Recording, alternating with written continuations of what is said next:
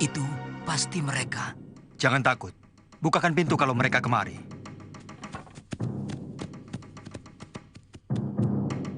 Ada yang tidak patuh. Lihat.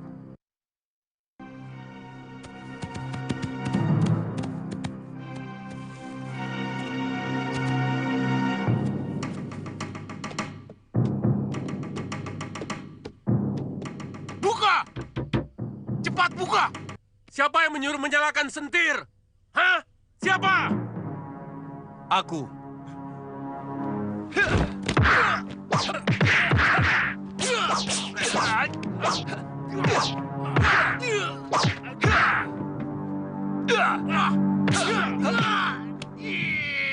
Rupanya kau macan rumpus. Aku memang bertugas meringkus dan menjebloskan lagi kalian ke penjara.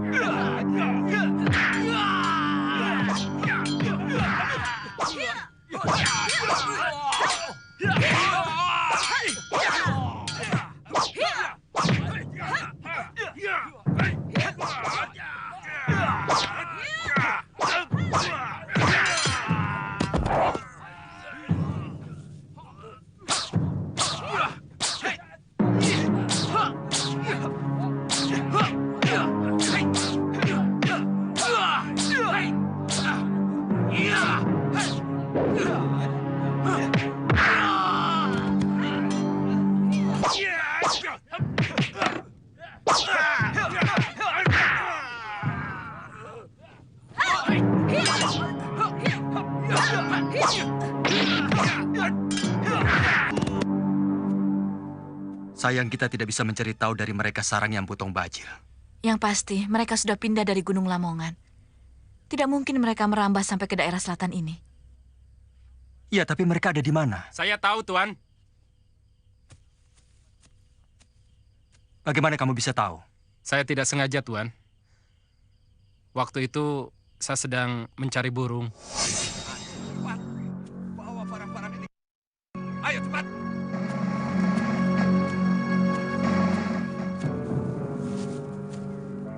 Saya melihat perampok menggotong barang-barang ke dalam sebuah pondok. Pemimpinnya seorang laki-laki bertubuh pendek. Mereka lebih dari 100 orang, Tuan. Di mana? Di dasar jurang sisi timur Gunung Wayang. Gunung Wayang? Besok kamu ikut kami sebagai penunjuk jalan. Kamu tidak usah takut. Kamu hanya menunjukkan jalan menuju ke sana. Selanjutnya, urusan kami. Kuburkan rampok-rampok itu besok pagi. Bagaimana kalau teman-temannya membalas dendam, Tuan? Kami benar-benar tidak berani menghadapi keganasan mereka, Tuan. Besok pagi, kami akan kesarang mereka dan menumpas habis mereka. Kalian semua tidak usah takut.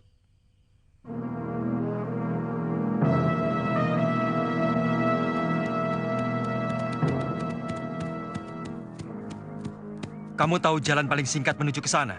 Ikuti perengan bukit ini saja. Tuan akan berada di perengan tepat di atas mereka. Kamu boleh pulang. Terima kasih, Tuan.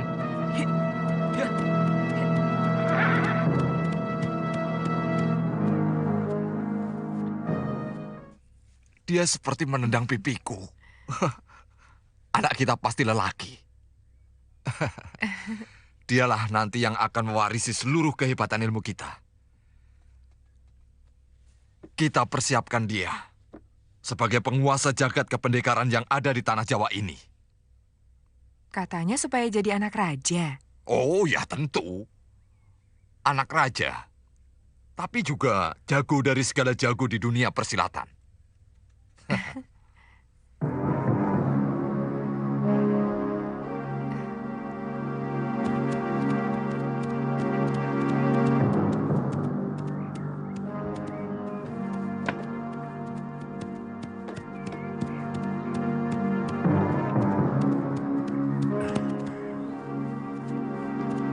Hei, sudah pulang?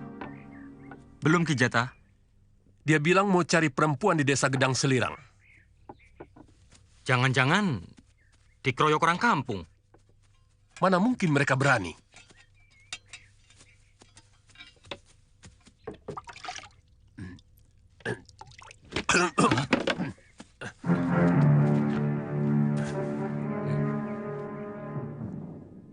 Ini kain milik Macan Rumpus dan Kelor Rampis.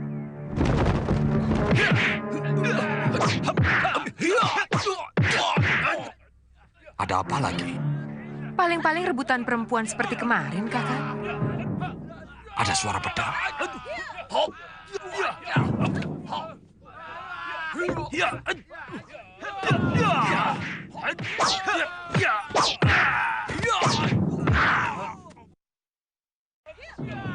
Kamandanu dan Sakawuni membantai anak-anak. Kali ini pengkhianat itu tidak akan kubiarkan lolos, Kakak. Kamu tidak usah ikut, Nini. Kandunganmu... Jangan khawatir, Kakak. Saya akan menghindari gerakan-gerakan yang memakan tenaga. Saya akan langsung mengarahkan tapak wisaku ke jantungnya.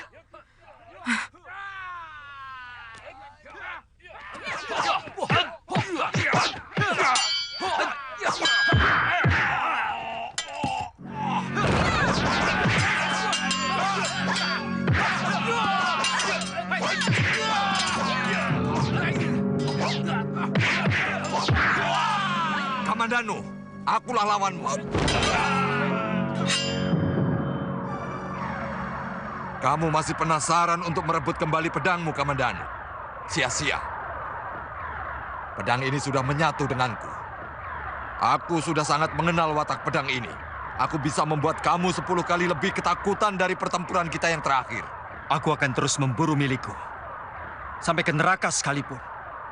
Kali ini hari naasmu, Tong Bajil.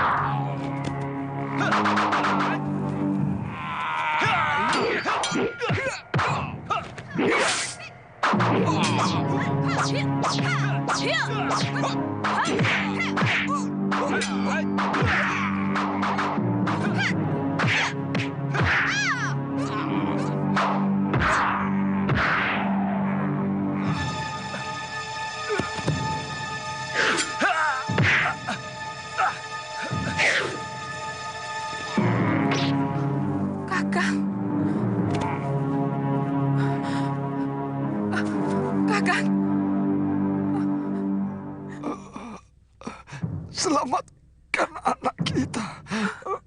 Biar dia yang membalas kekalahan ini.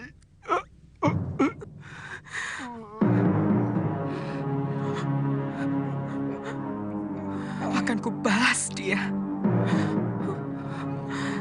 Kakak. Kakak.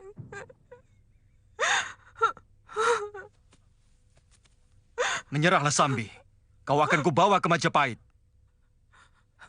Jangan. Jangan. Tolonglah saya. Saya sedang mengandung. Akan buruk nasib anak saya kalau dia harus lahir di dalam penjara. Dan akan lebih buruk lagi kalau dia harus ikut mati. Kalau saya dihukum mati. Tolonglah saya, Sakawuni. Kita sesama wanita.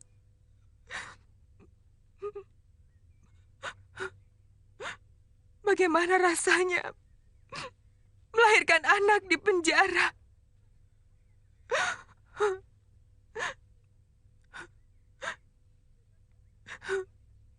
Bebaskan saya, Kamandanu.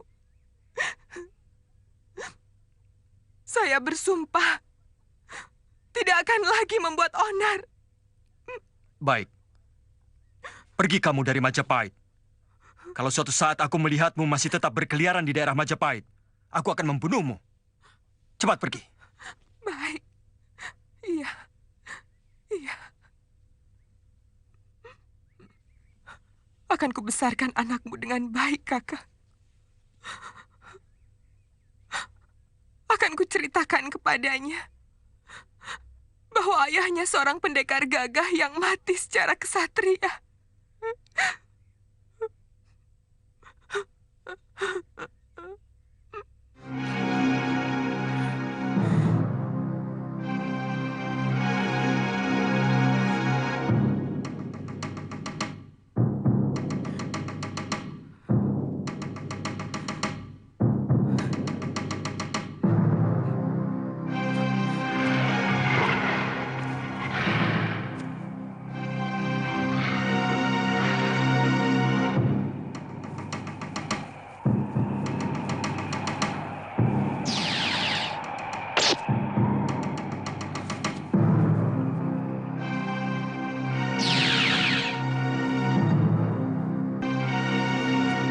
Keris itu rahib, Kakang. Sudah diambil kembali pemiliknya.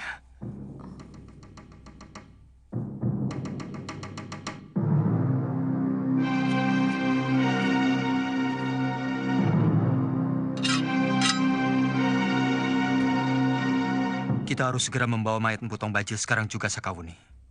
Iya. Saya kira tidak perlu sampai harus mengundurkan diri. Siapapun pernah gagal dalam menjalankan tugasnya. Terus terang, saya sangat malu kepada Gusti Prabu Kakang Patih. Sebenarnya, apa yang telah disabdakan oleh Sang Prabu adalah semacam pemicu semangat kepada semua abdinya. Yang paling penting sebenarnya, Gusti Prabu yang sangat tidak suka kepada kesombongan, kegembiraan yang berlebihan atas sebuah kemenangan. Terus terang, saya benar-benar malu Kakang Patih. Padahal, saya telah menyaksikan sendiri kehebatan Empu Tong Bajil waktu menjebol penjara. Tapi saya tetap menganggap enteng. Saya sangat yakin bahwa jago-jago bayaran yang saya pilih memiliki kesaktian dan kadikdayaan yang mampu melebihi kehebatan Empu Tong Bajil. Jangan mudah putus asa, Wahana. Kita tidak perlu cemas. Dewata akan memberikan jalan kalau kita tidak mudah putus asa. Sampai sekarang mata-mata yang kami sebar belum menemukan persembunyian baru dari perampok-perampok itu. Saya khawatir mereka akan menimbulkan kerawanan di daerah lain lagi, sehingga terkesan kita tidak mampu melindungi penduduk. Tong Bajil memang duri dalam daging Majapahit.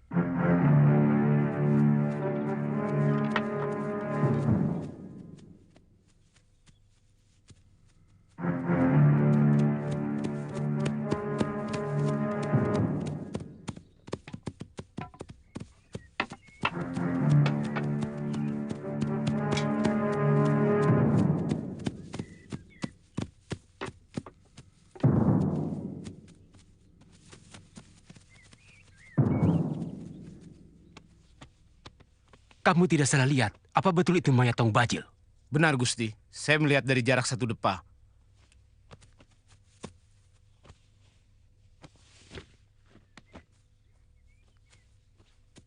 Hiya! Hiya!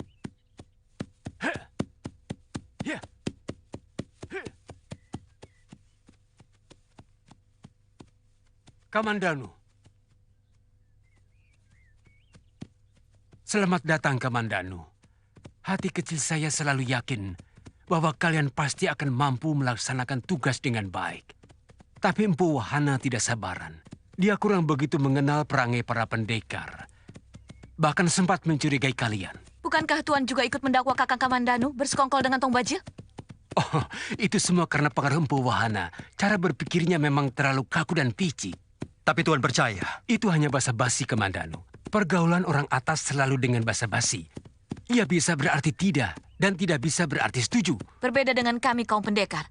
Kami selalu mengatakan yang merah adalah merah, dan yang hitam adalah hitam. Tidak mencela-mencela. Kalau nanti kalian menjadi perwira tinggi, kalian harus mulai belajar basa-basi. Karena itulah tata cara pergaulan mereka. Kalian harus bisa tertawa walaupun dalam hati sakit sekali. Kalian harus tampak bersedih walau dalam hati sangat gembira. Misalnya melihat sainganmu tewas. Kamu senang, tapi harus tampak itu bersedih. Heh. Ya.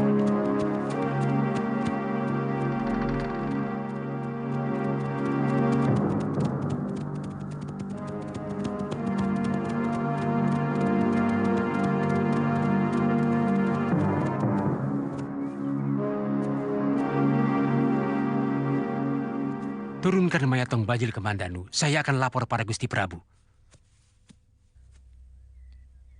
Saya kadang-kadang bingung, Kakang.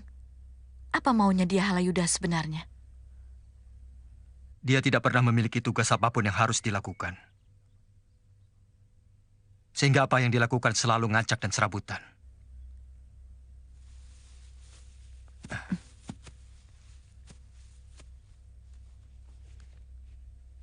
Sebagai kerabat raja, dia merasa berhak duduk dalam jajaran Rakrian Mantri Kartini. Meskipun kedudukan itu cuma kehormatan saja. Karena sesungguhnya tidak ada. Apa sebenarnya tugas Mantri Kartini? Mereka menjembatani antara Sang Prabu dengan para Rakrian yang lain dalam urusan tertentu. Bahkan Mantri Kartini punya hak untuk memberi anugerah kepada orang yang berjasa kepada negara. Tapi semua itu saat ini masih ditangani langsung oleh Gusti Prabu. Sudah selayaknya Gusti Prabu menempatkan Arya Kamandanu pada kedudukan yang lebih terhormat. Saya kagum dengan pengabdiannya yang tulus kepada Majapahit. Meski terus terang, sebelumnya saya agak meragukannya. Dia dan Putri Banyak Kapuk itu pantas untuk diberi penghargaan istimewa, Gusti Prabu. Iya.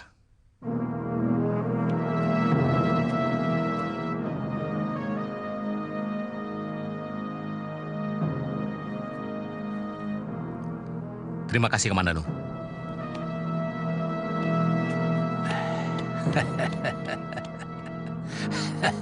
Selamat, Kamandanu.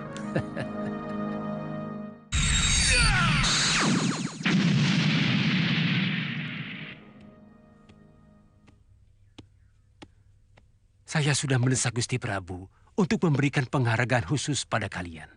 Apa perlu? Semua yang kami lakukan adalah pengabdian yang tulus kepada Majapahit. Itu betul.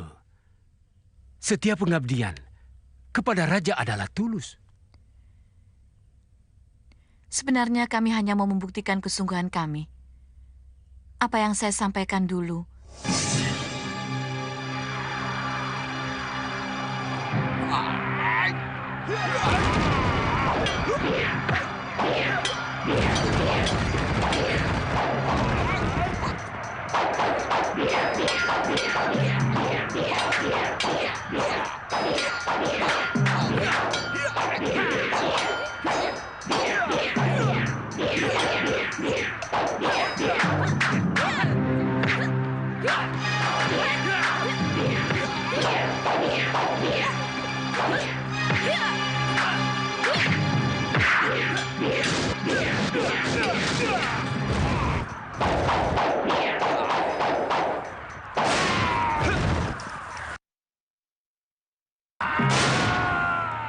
Kakak,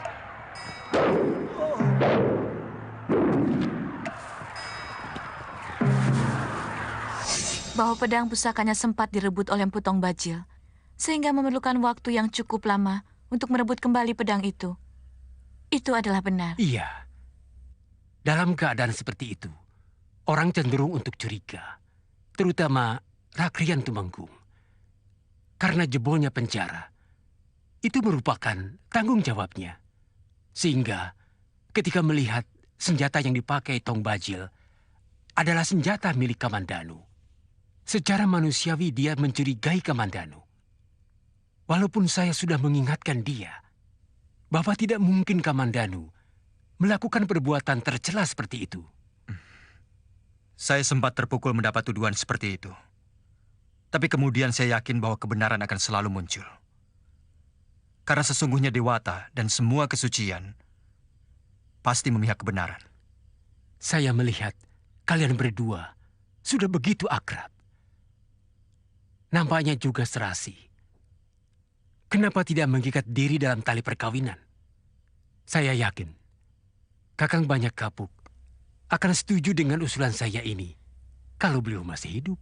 Kamandanu sebenarnya sudah punya istri, Kanda Halayuda. Istrinya wanita keturunan Kitai Nagari. Sangat cantik. Kenapa tidak diajak kemari? Tong Bajil dan Dewi Samya membuat kami terpisah. Terakhir kali, saya masih menemukan Mesin dalam keadaan luka parah. Tapi tiba-tiba, dia lenyap begitu saja seperti ditelan bumi.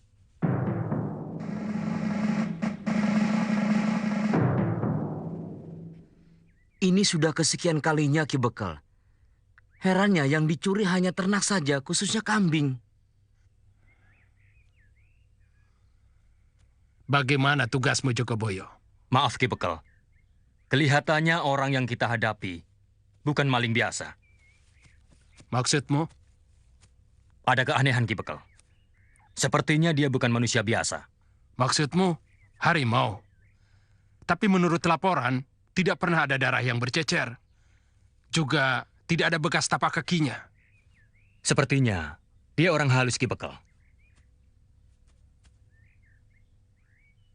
Saya pernah memergokinya Ki Bekal.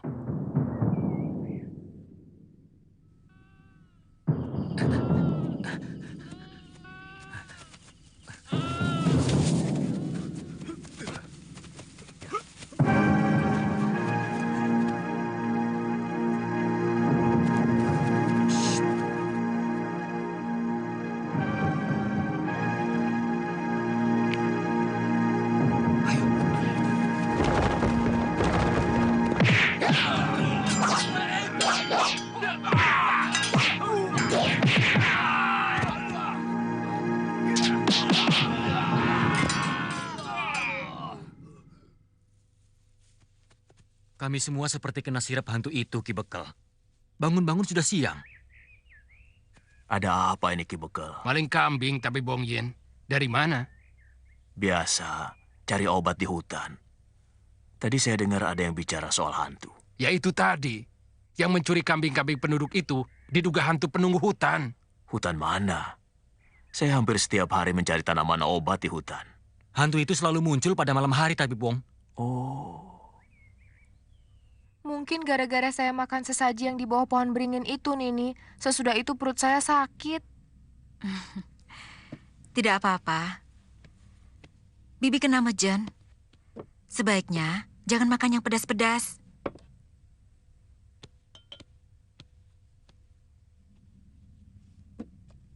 Tanca, Iya, bungkuskan untuk Matahari. baik Kakak Mesin. Nini yakin, sakit saya bukan karena kesambet. Bibi, soal kesambet saya kurang mengerti. Yang saya tahu kalau perut Bibi melilit dan juga mencret, itu mejen.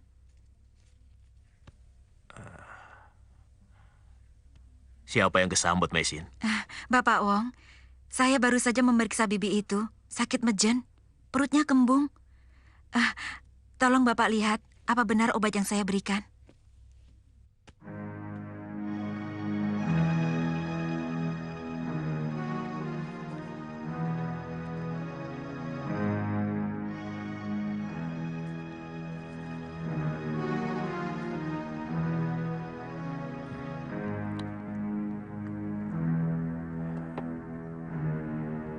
Sebenarnya, kamu sudah menguasai ilmu pengobatan, Mesin.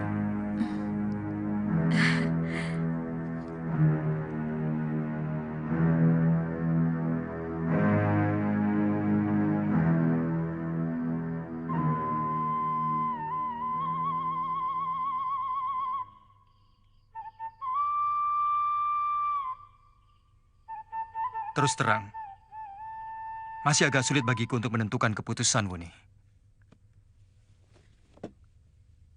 Sekarang anjuran itu sudah sampai pada Gusti Prabu. Saya bisa memahami jalan pikiran Kakang. Dan bagi saya pun, sebuah perkawinan bukan hanya sekedar pengesahan di depan pedande dan disaksikan oleh kawan serta tetangga. Yang penting adalah diri kita sendiri.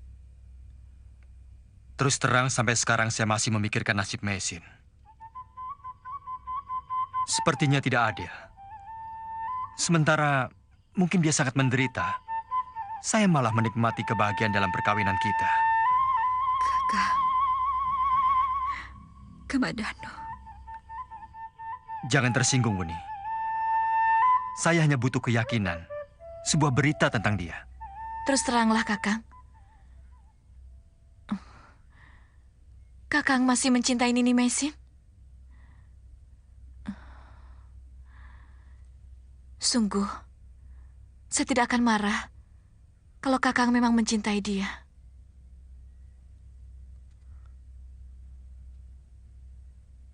Lebih besar rasa iba saya daripada cinta. Saya akan menyampaikan semua ini kepada Patih Nambi, juga kepada dia Halayuda. Paling tidak, mereka harus mencarikan berita tentang Nini Mesin. Jangan, Wuni. Biar saya sendiri yang akan mencarinya. Atau kalau kamu mau, kita bisa berdua. Lumut merah biasanya tumbuh di dekat tebing. Coba kalian cari. Di lereng timur Gunung Penanggungan. Aduh, terlalu jauh, Guru. Kami bisa kemalaman. Tidak apa-apa, Tanca. Hutan di sana masih wurit, Kakak Mesin. Masih banyak genderuwo dan dedemit. Kalau kamu bisa menangkap genderuwo, itu lebih bagus, Tanca. Karena tanduknya sangat manjur untuk mengobati orang yang terkena penyakit gila. Ayo, Tanca.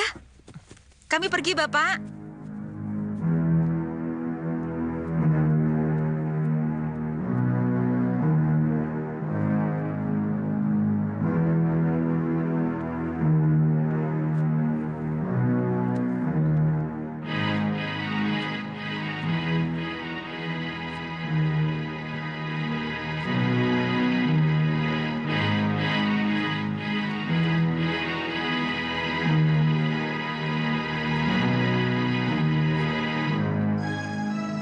Kakak Mesin. Kakak Mesin. Kakak Mesin. Kakak Mesin. Kakak Mesin.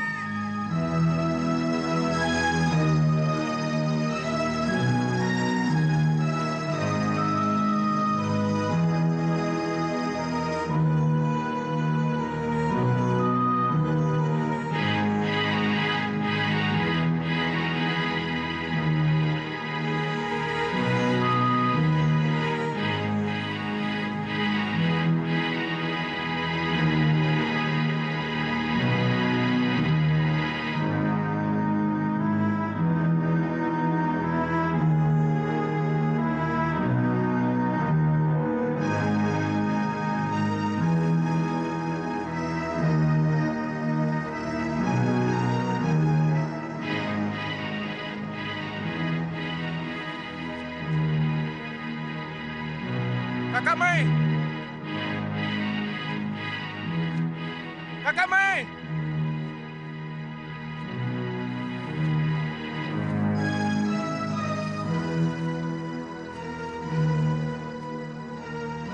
Kak! Kakak Mesin! Kakak Mei!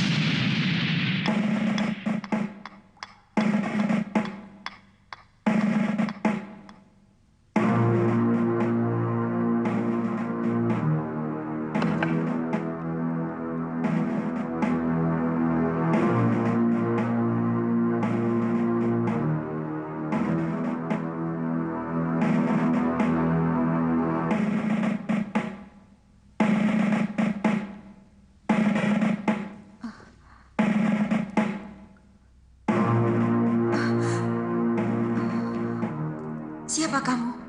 Kenapa menawan saya? Kamu pasti mata-mata penduduk kampung untuk menangkapku. Mata-mata?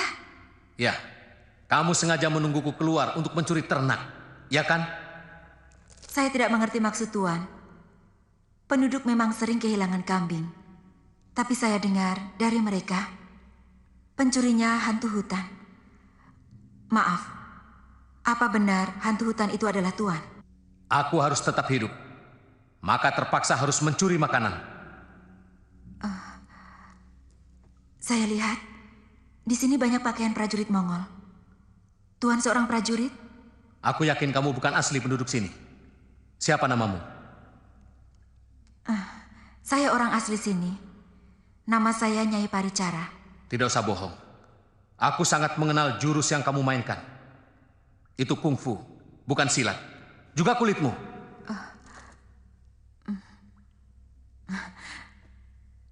Kenapa Tuan berada di sini?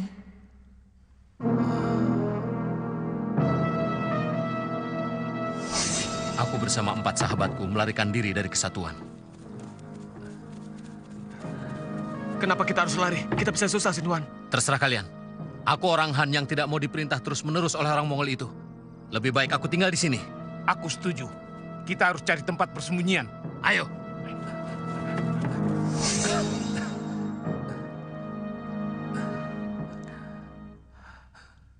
Mana teman Tuan yang lain? Mereka mati satu demi satu karena penyakit. Semua aku kuburkan di depan goa. Jawab pertanyaanku dengan jujur. Kamu pasti orang Han. Saya Sinhuan. Guru! Guru! Ada apa? Kakak Mesin, Guru. Kakak Mesin. Mesin kenapa? Mesin kenapa? Kakak Mesin hilang di hutan. Dia pasti diculik oleh Dedemit penjaga hutan, Guru. Saya sendiri hampir ditangkapnya kalau saya tidak segera lari. Kamu lihat Demit yang mau menangkapmu? Tidak, Guru. Saya tidak melihatnya. Tapi suaranya sangat mengerikan.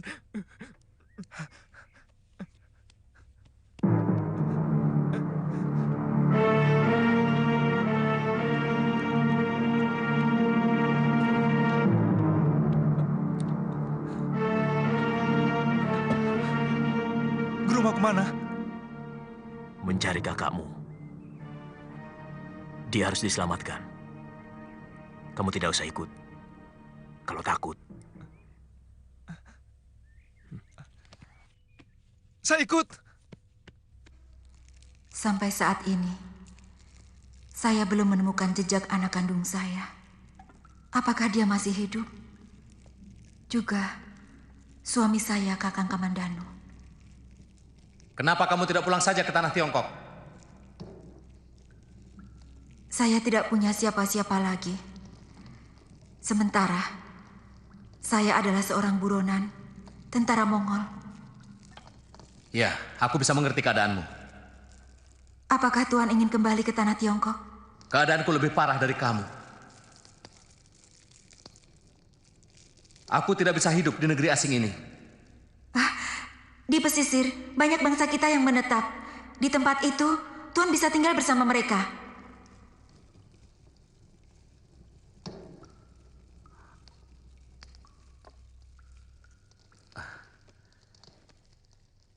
Dan mereka kebanyakan pedagang. Sementara aku seorang prajurit. Masing-masing memiliki falsafah yang berbeda.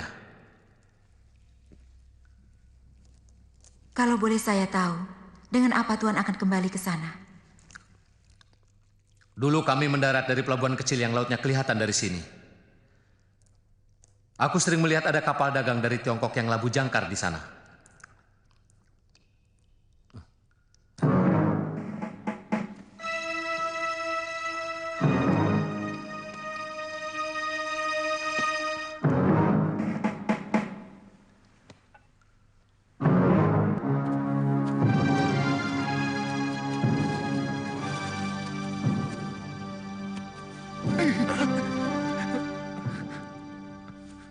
Penakut. Saya kan calon tabib, Guru. Bukan calon pendekar. Dari kecil saya ikut guru, belum pernah diajari ilmu kanuragan. Apa tabib harus penakut? Di mana kamu berpisah dengan Meisin? Di dekat pohon itu, kami masih bersama-sama.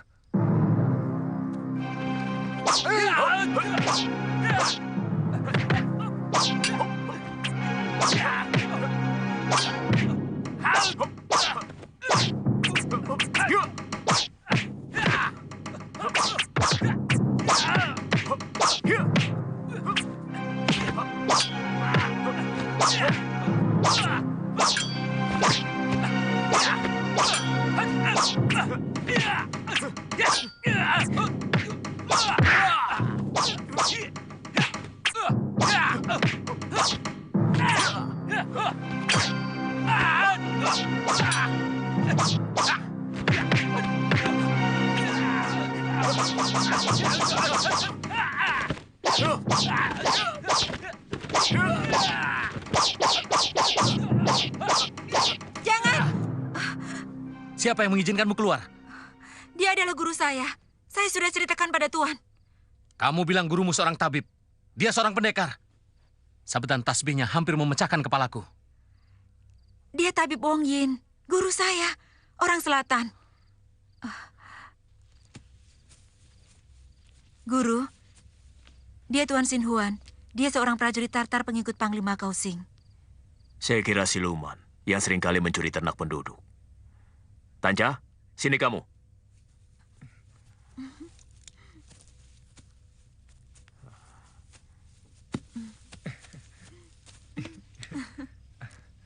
Ternyata yang menculik kakakmu masih manusia. Sebangsa kamu juga. Kenapa kamu tidak pulang, Mei? Karena tangan saya dirantai oleh dia. Kenapa kamu menculik muridku? Dia mengetahui persembunyianku. Dan siapapun yang mengetahui persembunyianku harus dibunuh. Enak saja. Kamu mau menghilangkan nyawa orang. Kamu takut ketahuan orang. Takut. Pasti karena kamu telah melakukan kesalahan, bukan? Sebab hanya orang yang bersalah yang bisa takut.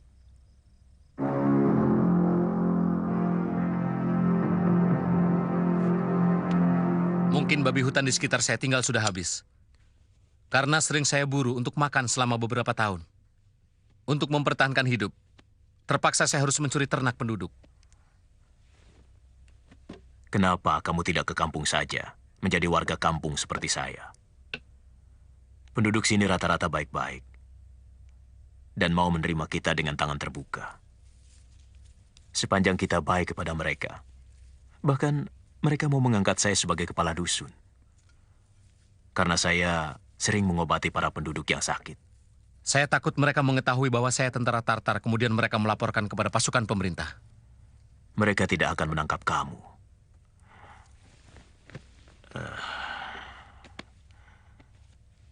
Karena sebenarnya, orang Majapahit juga merasa tertolong oleh pasukan Tartar dalam menaklukkan pemerintahan Gelang-Gelang.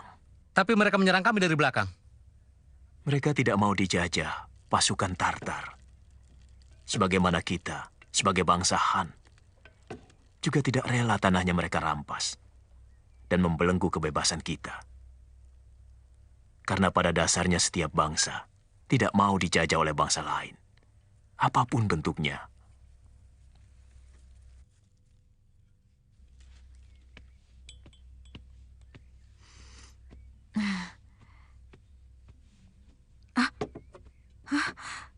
Guru, ternyata Tuan ini lebih muda dari yang saya duga. Nah, kalau begini kan lebih tampan. Apa? Saya tampan? Iya, jauh lebih tampan daripada guru. Tanca, hei makan dulu. Sebentar lagi, Guru.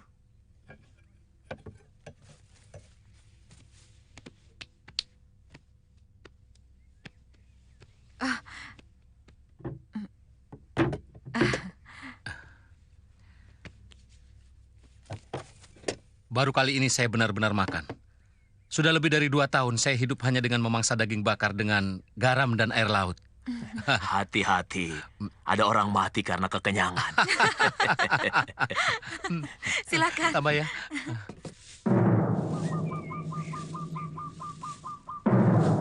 Beberapa kali Dyah Layuda datang kepadaku, meminta supaya mendesak pemerintah untuk ikut mencari istrimu.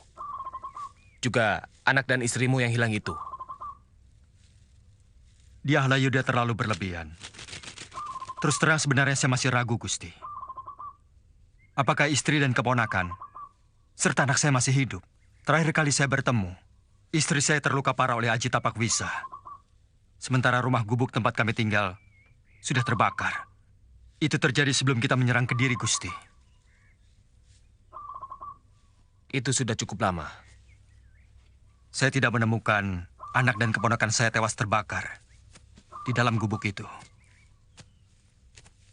Artinya masih ada kemungkinan mereka hidup. Tapi di mana mereka sekarang? Saya tidak tahu. Sudah sampai ke pelosok-pelosok desa saya mencari, tapi tidak pernah ketemu. Lepas dari apa tujuan Halayuda di balik usulannya itu, memang tidak salah kalau pemerintah bisa membantu kamu menemukan keluargamu itu. Saya akan coba untuk membicarakannya dengan Gusti Prabu. Terus terang, sebenarnya saya malu, Gusti Pati.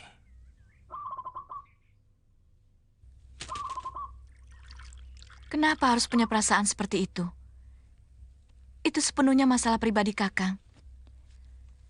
Sebenarnya, saya malas ikut campur dengan masalah yang sama sekali tidak ada sangkut pautnya dengan diri saya.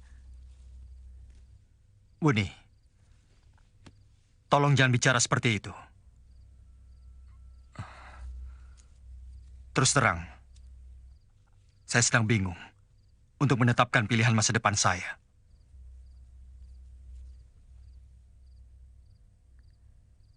Saya kurang suka lelaki yang ragu-ragu, Kakang.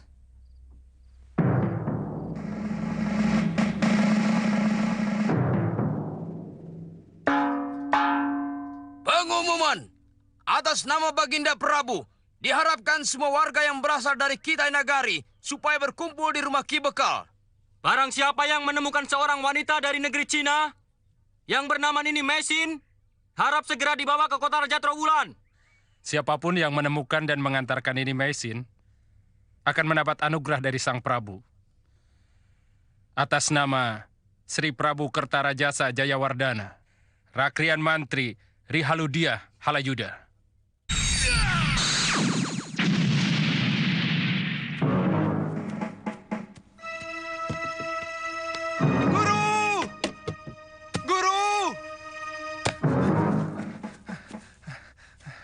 Ada prajurit dari kota raja mencari kakak Mesin, Guru. Kalau ngomong itu yang jelas, Tanca. Prajurit Majapahit itu mencari Mesin untuk apa? Saya kurang tahu, Guru. Tapi katanya mereka akan memberi hadiah kalau mau membawa kakak Mesin ke balai desa atau kota raja di Trowulan. Waro-waro itu langsung dari raja. Itu yang namanya tidak jelas. Apakah Mesin dicari sebagai penjahat atau dicari sebagai orang hilang? Maaf, Guru. Saya tidak menanyakan hal itu. Tapi apa bedanya? Jelas beda. Kalau Mesin dicari sebagai penjahat, maka dia akan menderita. Tapi kalau Mesin dicari sebagai orang hilang, maka dia akan menemukan kebahagiaannya. Guru, apakah orang-orang Majapahit juga memusuhi saya? Seharusnya tidak ada alasan untuk itu. Barangkali ada yang sengaja memfitnah saya. Menurut ceritamu, yang mengejar-ngejar kamu dan suamimu lo dulu adalah orang Kediri. Juga waktu kamu bersama dengan suamimu yang kedua. Sekarang orang Kediri itu sudah dihancurkan oleh Majapahit. Guru, kira-kira apa maksud orang Majapahit mencari saya? Dengan memberi hadiah lagi. Ternyata negeri ini aneh sekali. Kamu pernah bilang bahwa Kamandanu ingin mengabdi pada Majapahit. Mungkin dia sendiri yang mencari kamu. Tapi menurut Tanca, yang memberi perintah kan Raja Majapahit sendiri. Apakah Kakang Kamandanu menjadi begitu penting hingga seorang raja menurunkan maklumatnya? Di dunia ini apa saja bisa terjadi, Mei.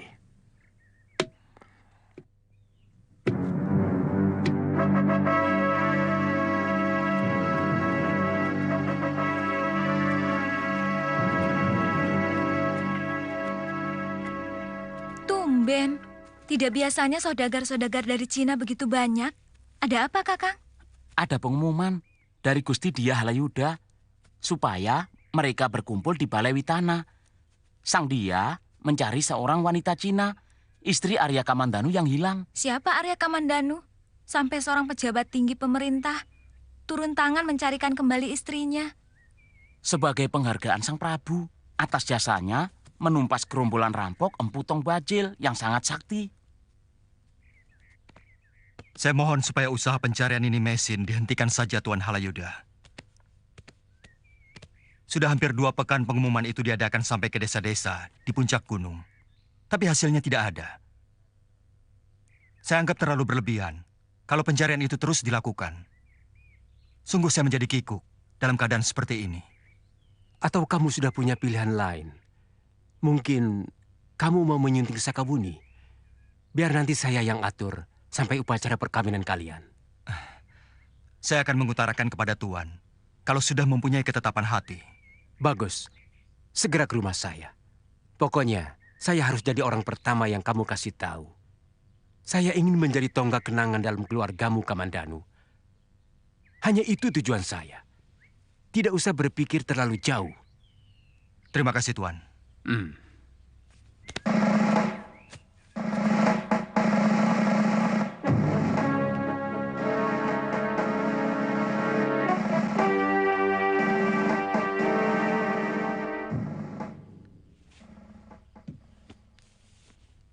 Sebagai wanita, kamu butuh pelindung. Dan saya siap menjadi pelindungmu, Mei. Seperti cerita kamu, negeri ini seringkali memberikan nasib buruk dalam kehidupanmu. Mungkin tanahnya tidak cocok untuk nasibmu. Mei. Saya mendengarkan, Kak.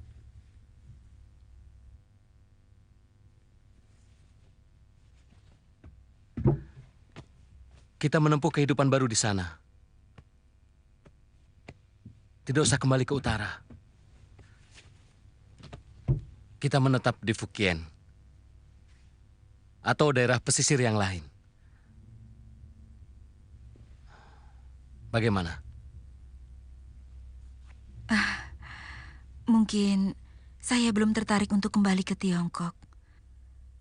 Dan lagi, yang juga jadi persoalan adalah lamaran Kakak Huan. Rasanya saya masih takut untuk menjalani perkawinan lagi. Karena setiap kali saya berumah tangga, selalu saja musibah itu datang. Di negeri ini?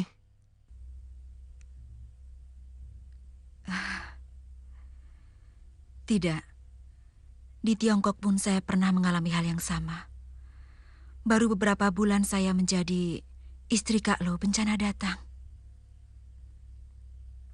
Ayah, yang sekaligus guru saya, Maboyi, tewas secara mengenaskan, dibunuh oleh tentara Mengji. Biasanya, kalau laut sedang tenang seperti ini, ada kapal dagang dari Tiongkok yang berlabuh di pelabuhan pantai. Tidak jauh dari tempat gua persembunyian saya.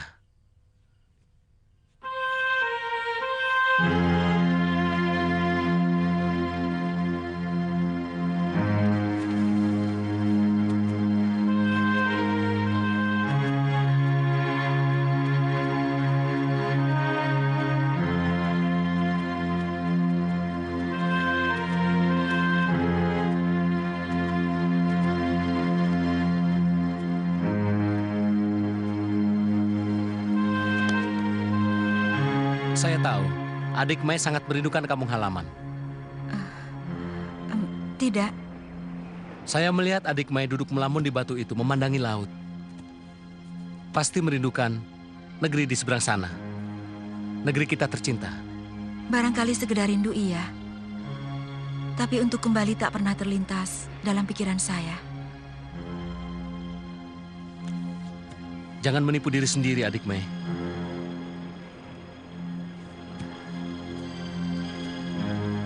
Saya selalu jujur pada diri saya sendiri. Apalagi sekarang, saya kembali memiliki guru yang sama arifnya dengan ayah Maboyi. Bapak Wong Yin sangat menyayangi saya.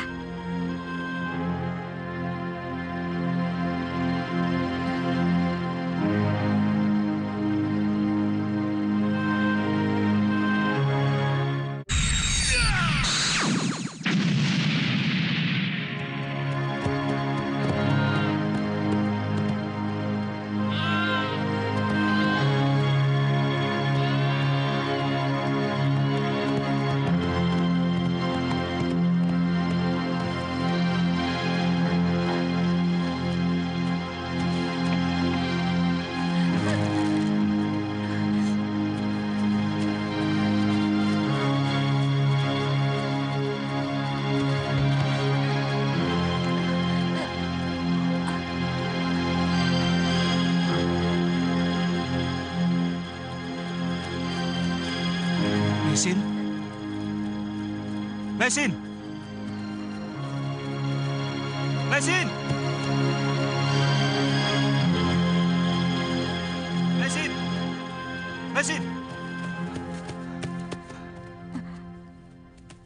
Mesin? Maaf, Kisanak memanggil siapa? Kamu Mesin kan? Kisanak keliru, nama saya adalah Nyai Paricara. Ini suami saya, Ki Jamparing. Tapi Nyi Sanak mirip dengan istri saya, Mesin. Aneh, tapi mungkin saja. Di dunia ini banyak sekali orang yang mirip. Maaf, saya permisi dulu karena beban saya cukup berat. Ayo.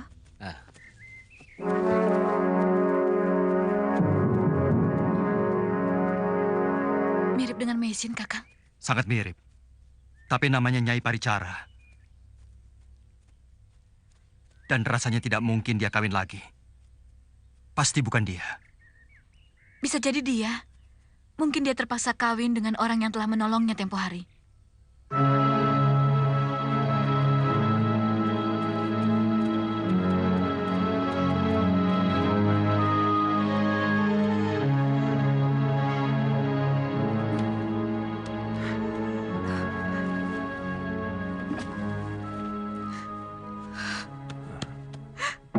Mei? Sudah. Tunggu di luar sebentar ya. Saya ambilkan obatnya. Terima kasih, Tabib. Sama-sama.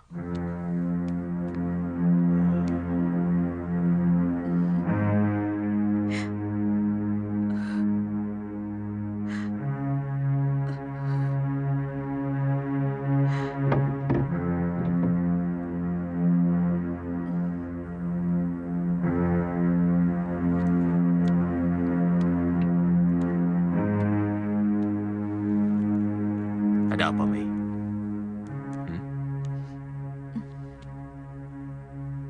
Xin Huan berbuat kurang ajar kepadamu?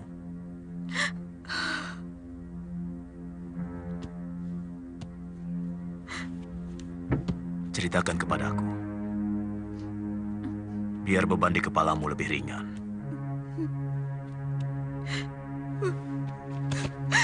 Guru, Kakang Kamandanu sudah punya istri. Dan istrinya adalah pendekar yang baik pada saya. Dari mana kamu tahu? Saya lihat sendiri di kampung. Mereka sangat mesra.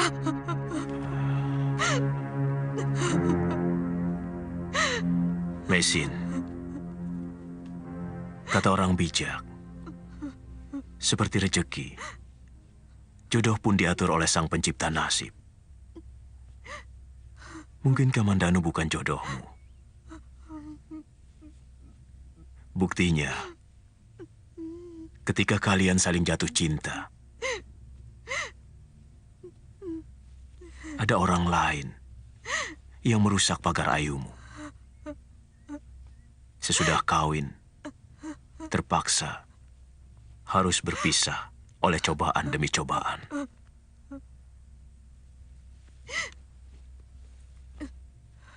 Tidak perlu kamu sesali sesuatu yang datang dari yang menciptakan kamu.